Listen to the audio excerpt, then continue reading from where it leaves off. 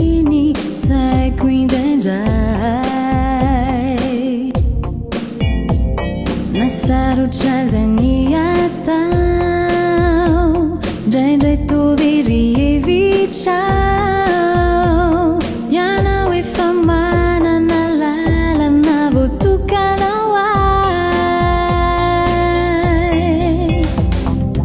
Olombelona Indraindray mety hitomany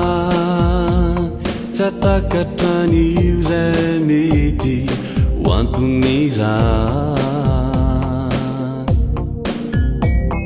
Ianao Tompo efa mahita ny takona sy izay tsy hita Izaho tsy mahalala ka mety hisalasala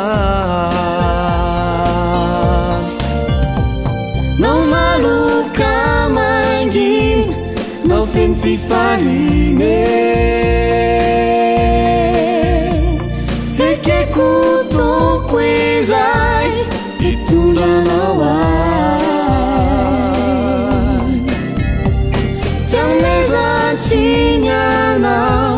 raha tsy mety zay atao Tompo eke ny fitondranao fa tsara anao marina ny fitondranao sy ny fandaminanao fizahono kely finona kamanay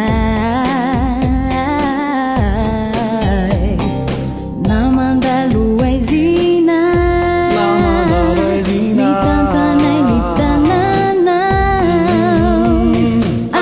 Ilay mazava voatokana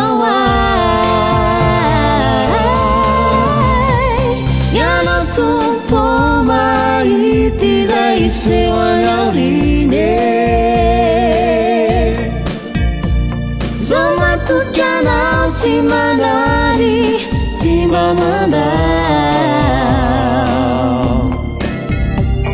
na kely finoko azavely toloko fizaho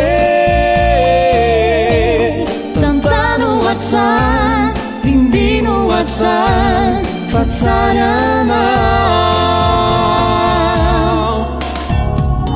Ianao Tompo mahita izay isehoany aoriny Zaho matoky anao tsy manary tsy mamandao na kely finoko azavely toloko fizaho tantano hatrany vimbino hatrany fa tsara anao tantano hatrany vimbino hatrany fa tsara anao